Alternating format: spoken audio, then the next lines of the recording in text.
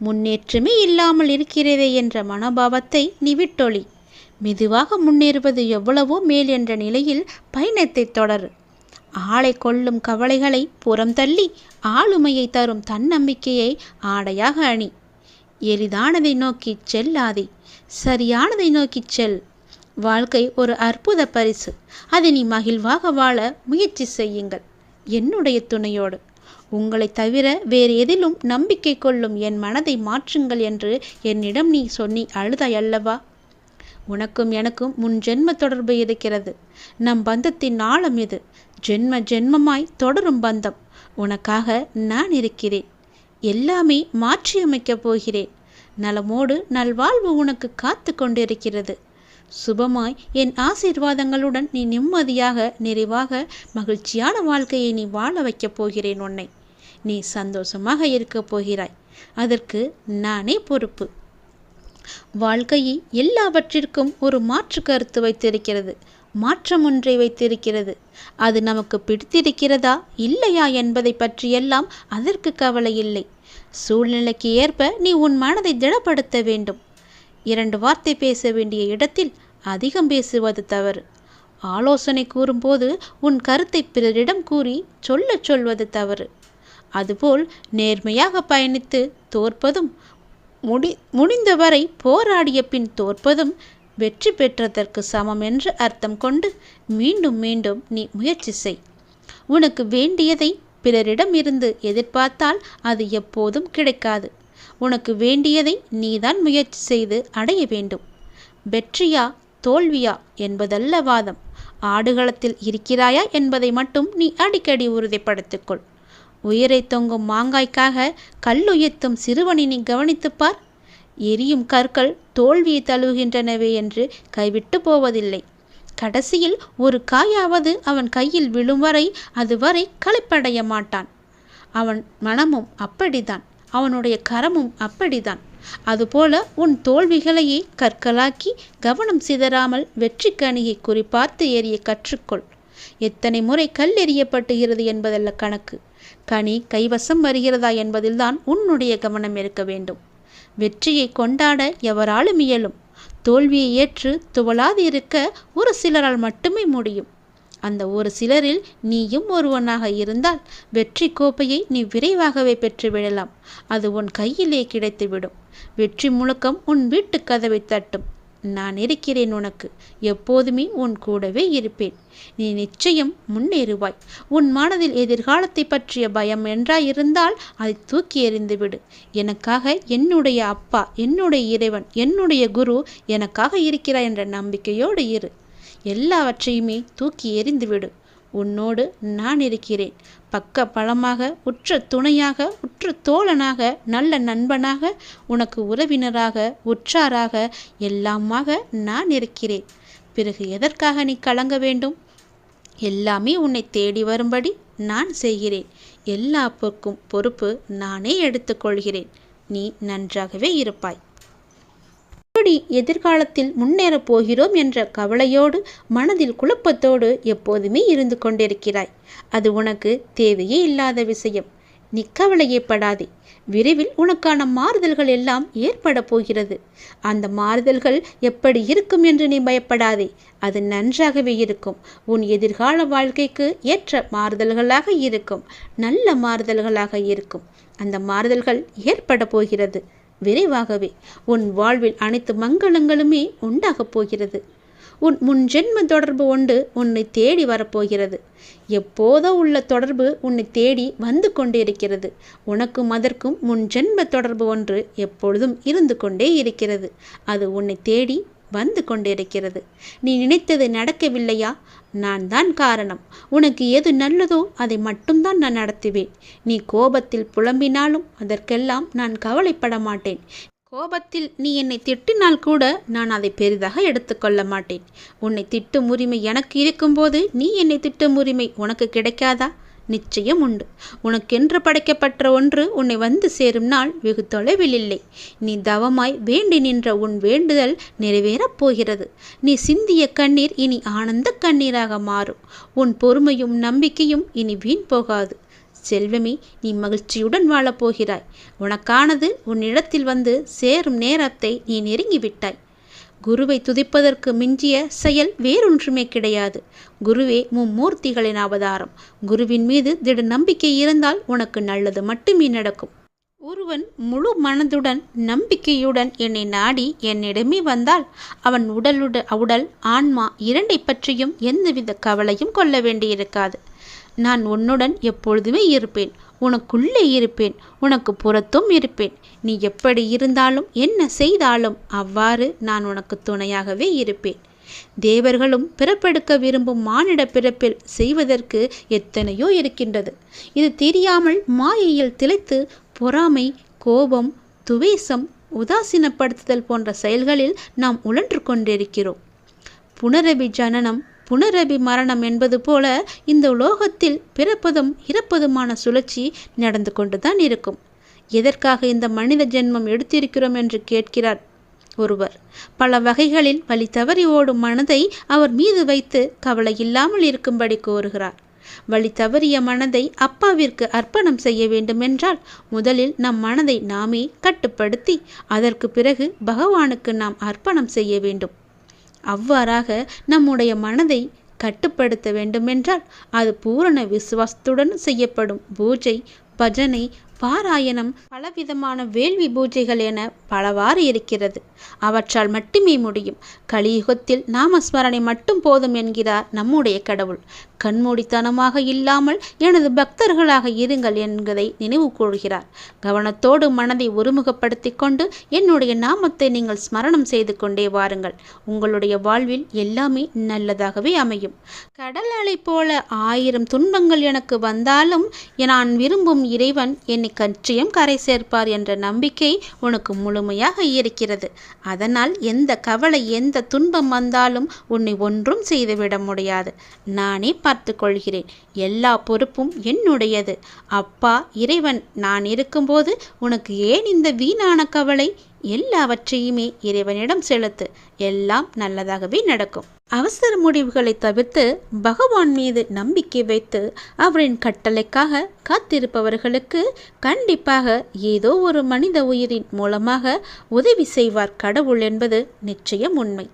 சிலர் தங்களுக்கு அசாதாரணமான திறமையும் எந்த ஒரு கடினமான பணியையும் நிறைவேற்றும் இணையற்ற சக்தியும் இருப்பதாக கருதுகின்றனர். இந்த ஆணவமான பன்மையால் அவர்கள் செய்யும் எந்த பணியும் எதிர்பார்த்த பலனை தராது. தன்னம்பிக்கை என்பது நல்லதுதான், ஆனால் எல்லை மீறினால் அது ஆபத்தானது. மனித ஆற்றல் மற்றும் சக்தியின் வரம்புகளுக்கு அப்பால் தெய்வீக சக்தி உள்ளது என்ற உண்மையை பார்க்க வேண்டும். நம்மை குருடாக்கும் அகங்காரத்துடன் இணைந்த அகந்தை மனிதனின் வீழ்ச்சிக்கு பெருமையே. முதன்மை காரணம் அகந்தைதான். ஒரு குறிப்பிட்ட பிரச்சனையை எதிர்கொள்ளும் போது சிலர் அதை சமாளிக்கும் திறன் கொண்டவர்கள் என்று கருதுகின்றனர். பிரச்சனையின் தன்மையை புரிந்து கொள்ளாமல் அவசர முடிகளை எடுத்து பரிதாபமாக தோல்வியடைந்து நஷ்டத்தையே சந்திக்கின்றனர். ஆனால் நமது வாழும் கடவுளான இறைவனிடம் பிரார்த்தனை செய்வது மூலம் நமது பிரச்சனைகளுக்கு தீர்வு காண முடியும். நமது செயல்களில் வெற்றி பெற முடியும். கடவுளின் அருளையும் வெற்றியையும் அவசரத்தில் பெற முடியாது என்பதை நீங்கள் உணர வேண்டும். கடவுளிடமிருந்து நமது பிரச்சனைகளுக்கு சரியான தீர்வு கிடைக்க நாம் நம்பிக்கையுடனும் எதிர்பார்ப்புடனும் காத்திருக்க வேண்டும். ஒரு பூ பூப்பது அல்லது ஒரு பழம் பழுக்க வைப்பது கடவுளுடைய விருப்பத்தால் மட்டுமே சாத்தியமாகும். அது கூட சிறிது நேரம் எடுக்கும். அதுபோல நமது பிரச்சனைகளை, சிக்கல்களை எல்லாம் தீர்க்கும்போது கடவுளுக்கு வழிகாட்டுதலுக்காக கொஞ்சம் பொறுமையாக நாம் காத்திருக்க வேண்டும். கடவுளின் வழிகாட்டுதல் நமக்கு தேவை என்று நினைக்கும் பட்சத்தில் நாம் பொறுமையாக நம்பிக்கையுடன் காத்திருக்க வேண்டும். எதிர்பார்ப்புடன் காத்திருப்பது தவிர்க்க முடியாதது. நாம் கடவுள் மீது உறுதியான நம்பிக்கையை வைத்து ஆழ்ந்த பக்தியுடன் பிரார்த்தனை செய்தால் கடவுள் நமது சிக்கலான பிரச்சனைகளை தீர்க்க கண்டிப்பாக உதவுவார். எந்த வேலையை செய்தாலும் சரி, ஒவ்வொரு கணமும் அசைக்க முடியாத நம்பிக்கையை கடவுள் மீது நாம் கடைப்பிடித்தால் பக்தன்தான் விரும்பிய மனோதாரங்கள் அனைத்திலும் நிறைவு பெறுவான். எந்த விஷயத்தையுமே எளிதாக செய்ய முடியும். சீக்கிரம் உங்கள் பிரார்த்தனைகள் அனைத்தும் நடக்க எல்லாம் வல்ல இறைவன் மீது பிரார்த்தனை செய்யுங்கள். இறைவன் மீது நம்பிக்கை வைத்து பிரார்த்தனை செய்து பொறுமையாக காத்திருங்கள். உன்னுடைய வேண்டுதல்கள், நீண்ட நாள் பிரச்சனைகள் என எல்லாம் தீரும் வரைக்கும் அந்த கடவுள் மீது முழுமையான நம்பிக்கை, அசைக்க முடியாத நம்பிக்கையுடன் பொறுமையாக நாம் காத்திருக்க வேண்டும். எப்போதும் அசையாத நம்பிக்கையுடன் நாம் இருக்க வேண்டும். நாம் சொல்லிவிட்டோம், நமக்கு செய்ய கடவுள் இருக்கிறார் என்ற நம்பிக்கையோடு அவர் மீது முழுமையான பக்தி கொண்டு நாம் காத்திருக்க வேண்டும். உன்னுடைய வாழ்க்கையில் ஒரு அதிசயம் நடக்காதா என்று காத்திருந்தாய் அல்லவா? அந்த அதிசயம் இன்று இப்போது நடக்கப் போகிறது. பல அதிசயங்கள் நடக்கப் போகிறது. பல நன்மைகள் உன்னை தேடி வரப்போகின்றது. நிச்சயம் நான் அதை நடத்தி தருவேன். தெளிவான மனம் எல்லோருக்கும் இருப்பதில்லை. இந்த உலகில் உன்னை சுற்றி நடக்கும் சம்பவங்கள் அனைத்துமே அதற்கேற்ப உன்னை செயல்பட வைக்கும். ஞானத்தால் அதை உணர்ந்து அதிலிருந்து உன்னை விலக்கி கொள்ள வேண்டும். நீ உணர்ந்து கொள். அது கொஞ்சம் கடினம்தான், ஆனால் நிச்சயம் உன்னால் முடியும். சில நேரங்களில் உன் கர்ம வினையால் நீ மாட்டிக்கொள்கின்றாய். ஆனாலும் என் மீது உனக்கு உள்ள நம்பிக்கையால் நீ மீண்டு வர முயற்சிகளுக்கு நான் உனக்கு துணையாக இருப்பேன். மீண்டும் உன்னை வரச் செய்வேன். இந்த வாழ்க்கையை நீ சந்தோஷமாக வாழ்ந்துதான் ஆக வேண்டும். அதில் எந்த விதமான மாற்றமும் கிடையாது. இன்பம் துன்பத்தை சந்தித்தாலும் உன்னுடைய மனமானது சமநிலையில் இருக்க கற்றுக்கொள்ள வேண்டும். எல்லாமே உன்னால் முடியும். உண்மையான மகிழ்ச்சியை நிச்சயம் நான் உனக்கு தருவேன். நீ யாருடைய உதவி உனக்கு கிடைத்தால் நன்றாக இருக்கும் என்று உன் மனதில் நினைத்து கொண்டிருக்கின்றாயோ, அவரிடமிருந்து உனக்கு ஒரு நிச்சயமாகவே ஒரு அழைப்பு வரும். அவர் உனக்கு உதவி செய்ய முன் வருவார். அதற்கு தடையாக இருந்தவைகள் எல்லாம் இப்போது நீங்கும் நேரம் வந்துவிட்டது. அதனால் உன்னுடைய மனபாரம் தீர்ந்துவிடும். நீ கவலைப்படாதே. நீ கேட்ட இடத்திலிருந்து உனக்கு உதவி கிடைக்கப் போகிறது. அது எதுவாக வேண்டுமானாலும் இருக்கலாம். நீ என்ன கேட்டிருந்தாயோ அந்த உதவி உனக்கு நிச்சயம் கிடைக்கும். நீ என்னுடைய பிள்ளை. உன்னை நான் கைவிட மாட்டேன்.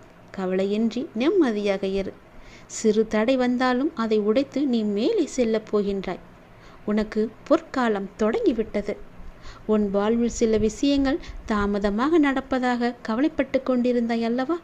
அந்த கவலைக்கெல்லாம் ஒரு முற்றுப்புள்ளி வைத்து விட்டேன். இனி நீ செய்யும் காரியங்கள் எந்த தாமதமுமின்றி உடனடியாக நடப்பதற்கான சூழ்நிலைகள் உன்னை தேடி வரப்போகின்றன. உனக்கு என் மேல் வருத்தம் இருக்கலாம். ஏன் இத்தனை தடைகள், தாமதங்கள் என்று. எல்லாவற்றிற்குமே ஒரு காரணம் உண்டு. இனி உன் வாழ்க்கை வேகம் எடுக்கப் போகிறது. நீ சுறுசுறுப்பாக செயல்பட போகிறாய். உன் எல்லா பிரச்சனைகளுக்குமே முடிவு கிடைக்கப் போகிறது. எல்லாவற்றிலுமே உனக்கு வெற்றியும் கிடைக்கப் போகிறது. ஏனென்றால் உன் வாழ்க்கையில்தான் பல அதிசயங்களை நான் கொண்டு வரப்போகின்றனே. பல நன்மைகளை நடக்க வைக்கப் போகின்றனே. நிச்சயம் நான் நடத்தி தருவேன் என்ற நம்பிக்கை உனக்குள் இருந்தால் இது எல்லாமே சாத்தியமாகும். இது என் மீது சத்தியம். நிச்சயம் நடக்கும். உன் வாழ்க்கையில் நீ கேட்ட உதவி நிச்சயம் உனக்கு கிடைக்கும். ஒரு நபரிடமிருந்து உனக்கு ஒரு அழைப்பு வரும். தடையாக இருந்த உதவியெல்லாம் இனி தடை நீங்கி தானாக உன்னை தேடி வரும். உன் மனபாரம் முற்றிலுமே குறைந்துவிடும். உனக்கான பொற்காலம் இந்த நொடி முதல் ஆரம்பித்து விட்டது. எல்லோரும் மனித பிறவி எடுத்திருப்பது எதனால் தெரியுமா? நம்முடைய பூர்வ ஜென்ம ஏதோ ஒரு கர்மவினை மிச்சம் இருப்பதால் நாம் மனித பிறவிகளை தொடர்ந்து எடுத்துக்கொண்டே இருக்கின்றோம். நம்முடைய கர்மா கழியும் வரை நாம் இதை செய்துதான் ஆக வேண்டும். அந்த கடவுள் சும்மா விடமாட்டார். அந்த கர்மாவும் நம்மை சும்மா விடாது. கர்மாவிற்கென்று 9 விதிகள் இருக்கின்றது. அதை நன்கு அறிந்து கொண்டால் இந்த ஜென்மத்திலாவது நாம் புண்ணியம் செய்கிறோம். இந்த பிரபஞ்சத்தில் நாம் எதை செய்தாலும் அது நமக்கே திருப்பி வந்து சேரும். இதுதான் முதல் விதி. வாழ்வில் நமக்கு நடப்பது எதுவும் தானாக அதுவாக நடப்பதில்லை. நமக்கு தேவையானதை நாம் தான் நடத்தி செல்ல வேண்டும். இது 2வது விதி. சிலவற்றை ஏற்றுக்கொண்டால் மட்டுமே மாற்றம் நிகழும். இது 3வது விதி. 4வது விதி, நம்மை நாம் மாற்றிக்கொள்ளும் பொழுது நம் வாழ்க்கையும் நம்மை பின்பற்றி மாறிவிடும். இது 4. 5வது விதி, நம்முடைய வாழ்வில் நிகழ்பவற்றிற்கு நாம் தான் பொறுப்பு என்று உணர வேண்டும். நேற்று, இன்று, நாளை என இவை 3ம் ஒன்றோடு ஒன்று தொடர்புடையது. அதை நாம் நன்றாக அறிந்தும் இருப்போம். இது 6வது விதி. 7வது விதி, ஒரு சமயத்தில் இருவேறு விஷயங்களை சிந்திக்க முடியாது. இது 7வது விதி. 8. நம் நடத்தை நமது சிந்தனையும் செயலையும் பிரதிபலிக்க வேண்டும். நாம் எவ்வாறு நடந்து கொள்கிறோம் என்பதுதான் நம்முடைய சிந்தனையும் செயலும் அடங்கியிருக்கிறது. இது 8வது விதி. 9வது விதி என்ன தெரியுமா? நம்முடைய முன்காலத்தையே நாம் பார்த்து கொண்டிருந்தால் நம்முடைய நிகழ்காலம் நம்மை விட்டு போய்விடும். எதிர்காலம் ஒன்று இருப்பதாகவே நம்மால் உணர முடியாது. இதோடு நம் வாழ்க்கை முடிந்துவிடும் என்று எண்ணிக்கொண்டே இருப்போம். இது 9வது விதி. இப்படி கர்மா தனக்குத்தானே 9 விதிகளை விதித்து வைத்திருக்கிறது. அதன்படிதான் நாமும் நடக்க வேண்டும். நாம் பிறருக்கு நன்மை செய்தால் நமக்கு ஏதோ ஒரு ரூபத்தில் பிற்காலத்தில் ஆபத்து காலத்தில் அதற்கு நமக்கு கை கொடுக்கும். நாம் ஒருவருக்கு தீங்கு செய்தால் அது நமக்கு பிற்காலத்தில் தீங்கை தான் தரும். அதனால் நாம் எது செய்தாலும் என்ன செய்தாலும் ஒரு முறைக்கு பல முறை யோசித்து நன்மையாக இருக்கும்படி நாம் செய்ய வேண்டும். யாருக்கும் எந்த நேரத்திலும் தீங்கு நினைக்கக்கூடாது. தீங்கு செய்யவும் கூடாது. பிறரை பற்றி புறம் பேசவும் கூடாது. நம்மால் முடிந்த உதவிகளை நம்முடைய கர்மாக்கள் குறைய வேண்டும் என்று ஆசைப்பட்டால் நம்மால் முடிந்த உதவிகளை செய்ய வேண்டும். கர்மவினை குறைவதற்கு என்ன எல்லாம் செய்ய வேண்டுமோ அவற்றை எல்லாம் செய்து கர்ம பந்தத்திலிருந்து நாம் விடுபட முயற்சி செய்ய வேண்டும். அமைதியாக இருந்து இறைவனின் பாதத்தை தஞ்சமடைந்து அவருடைய நாமத்தை நாம் ஜபித்து கொண்டு இருந்தாலே போதும். நாம் பாதி கர்மாவை ஒழித்து விடலாம். நம் வாழ்க்கை சந்தோஷமாக இருக்க அப்பாவின் பாதங்களை இறுக்க பிடித்து கொள்ளுங்கள். நான் உன்னிட்ட ஒரு விஷயத்தை சொல்லணும்னு ரொம்ப நாளாகவே நினச்சிக்கிட்டு இருக்கேன். அது எப்படி சொல்கிறதுன்னு தெரியாமல் தவிச்சுக்கிட்டு இருந்தேன். அதற்கான கால நேரம் சூழ்நிலை எல்லாமே இப்போ கூடி வந்திருக்கு. நான் சொல்வதை கொஞ்சம் காது கொடுத்து கேளு. பொறுமையாக கேளு. அவசரப்படாமல் கேளு. புரியுதா? உன்னை நான் இப்போ சொல்ல போகிறேன். இந்த வாழ்க்கையில் எப்போதுமே உன் முன்னாடி இருப்பதை மட்டும் நீ கவனிச்சு பாரு. உனக்கு பின்னாடி நோக்கி இழுக்கும் எந்த ஒரு விஷயத்தையுமே யோசித்து கூட நீ பார்க்காத. அப்படி பார்த்துன்னு வச்சுக்கோ, உன்னால் முன்னால் இருக்கும் வழியை பார்க்கும் தருவாயை நீ தவற விட்டுடுவ. நீ போகிற பாதை சரிதான். நீ பின்னாடி திரும்பி பார்த்துட்டே போனா நேர் பாதையிலையா போவ? வழி தவறி வேற பக்கம்தானே நீ போவ. அதனால் முன்னால் மட்டும் நீ பார். பின்னோக்கி நீ பார்க்கவே பார்க்காத. உன்கிட்ட ஒரு சிறு குறை இருக்குது. எல்லாத்தையுமே ரொம்ப யோசித்து அதை பெருசாக நினைத்து புழுங்கி புழுங்கி ஒன்று நீயே காயப்படுத்திக்கிட்டு இருக்க. அதை நீ உன்னிட்ட இருந்து முற்றிலுமாகவே தவிர்த்திடணும். உன்னுடைய கர்வம், உன்னுடைய ஆணவத்தை எல்லாமே நீ தூக்கி எறியணும். உனக்கு நிச்சயம் வெற்றி அப்போ தான் கிடைக்கும். உன்னை புரிஞ்சு கொள்ளாமல் உன்னை பற்றி 1க்கு 2 பேசியவர்களோட உண்மை முகத்தை நீ பார்த்தியா இல்லையா? அவங்கள்ட்ட இருந்து நீ விலகி போகணும். அவங்க அப்படி தானே தெரிந்த பிறகும் அவங்கள நம்பி உன்னுடைய நிம்மதியை நீ இழந்துக்கிட்டே இருக்க. அவர்களை நம்பாதன்னு நானும் பல முறை சொல்லிட்டேன். அவங்கள என்னட்ட விட்டுடு, நான் பார்த்துக்கிறேன். நம்பிக்கை துரோகம் செஞ்சவர்களுக்கு நான் பாடம் புகட்டுறேன். நீ எதுக்கும் வருந்தாத. அவங்க அப்படி பேசுனாங்கன்னா அது உண்மையாகுமா? எனக்கு தெரியும் என்னுடைய குழந்தை எப்படின்னு. நீ கண் கலங்காத, வருத்தப்படாத. எதுக்குமே நீ கண் கலங்கி நிற்கக்கூடாது. அவங்களுக்கு நான் எப்போ புரிய வைக்கணும் அப்படி நான் புரிய வைப்பேன். நீ என்னுடைய குழந்தை இல்லையா? நீ எல்லாருக்கு முன்னாடியும் வாழ்ந்து காட்டு. இப்போ நான் சொல்கிறத நல்லா ஞாபகம் வச்சுக்கோ. இது உனக்காக மட்டும்தான்.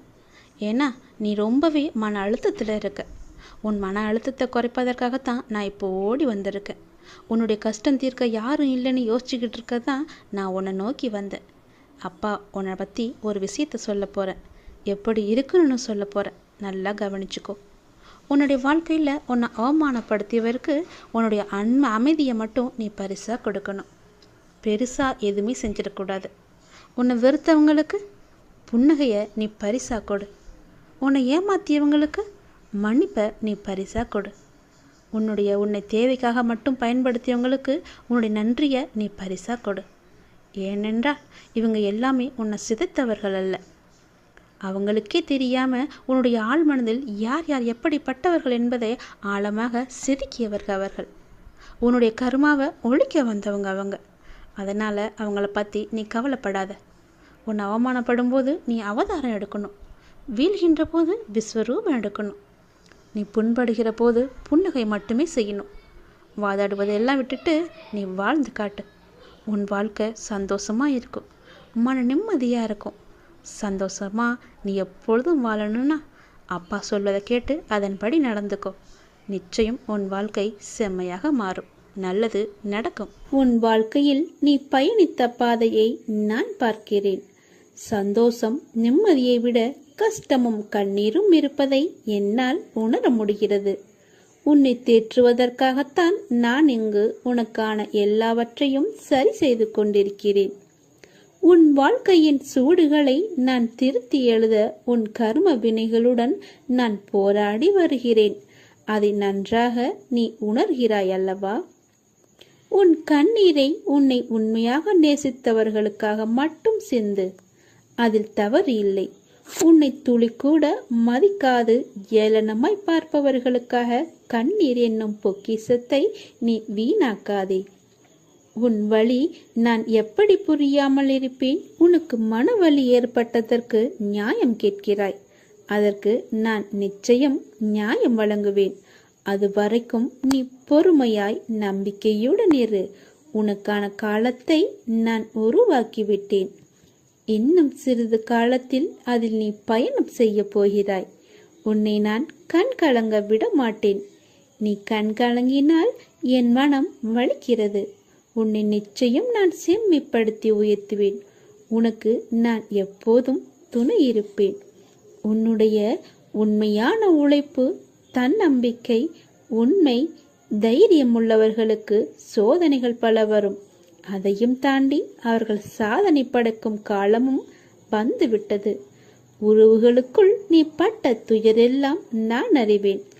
இருந்தும் நீ அவர்களிடம் கொண்ட அனுசரணை, செய்த தர்மம் என்றும் உன்னை வாழ வைக்கும். இனி உன் வாழ்க்கையில் நீ விரும்பிய வளங்கள் அனைத்தையும் உன்னை வந்து அடையும்படி நான் செய்வேன். இது உன் நற்குணத்திற்கான பரிசு. உன் மதிப்பை அவர்கள் உணரும்படி நான் செய்வேன். தேடி வந்த அதிர்ஷ்டத்தை நீ தொலைத்து விடாதே. இதை கேட்டுவிட்டு நீ தூங்கு. நாளை ஆனந்த கண்ணீருடன் நன்றி கூற நீ ஓடோடி வருவாய். உங்கள் வார்த்தைகளை எல்லாம் நான் கேட்கிறேன். அதனால்தான் நான் பச்சை நிற உடையில் வந்திருக்கிறேன். என்னை நம்பு. இந்த பாபா உங்களுக்கு பொறுப்பாக இருப்பார். நித்தம் நித்தம் எத்தனையோ சொல்லென்னா சோதனைகள். சோதனைகளினால் வரும் உனக்கு வேதனைகள். ஒவ்வொரு கணமும் உங்கள் பொறுமையையும் நம்பிக்கையும் தகர்க்க பார்க்கின்றன. எனக்கு எல்லாம் தெரியும். கொஞ்சம் பொறுமையோடும் நம்பிக்கையோடும் இருந்தால் உனக்கு மனநிறைவானதை என்னால் அளிக்க இயலும். நல்லதே செய். நான் இருக்கிறேன் உனக்கு. பாபாவின் செயல்களை அறிவது என்பது மிகவும் கடினம். ஆனால் ஒன்று மட்டும் உண்மை. பாபாவின் செயல்களில் ஒரு உட்பொருள் இருக்கும். அவரை நம்பும் பக்தர்களை அவர் என்றும் கைவிடவே மாட்டார். பாபாவின் விருப்பப்படியே அனைத்தும் நடக்கும். சில நிகழ்வுகள் நமக்கு கெடுதல் என நினைப்போம். ஆனால் கடைசியில் அது நன்மையாக முடியும். சில சமயங்களில் பாபாவின் தண்டனை நம்மை நல்லபடியாக பற்று வைப்பதற்காகவே இருக்கும். ஆகையால் உணர்ந்து குரு பகவானின் சாய்பாபாவின் ஆசியை நாம் பெற முன் வர வேண்டும். உனக்கு வரும் கஷ்டம் உன்னை தைரியப்படுத்தத்தானே தவிர உன்னை சோகப்படுத்த இல்லை என்பதை நினைவில் கொள். என்னிடம் உள்ளவன் கஷ்டத்தை பார்த்து கலங்க மாட்டான்.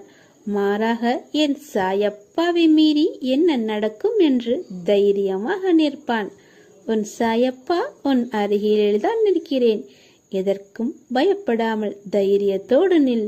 உனக்கு வெற்றி கிட்டும். உன்னை தேடி அதிர்ஷ்டம் வரப்போகிறது. நல்ல அதிர்ஷ்டம் அது. அதை பெற்றுக்கொள்.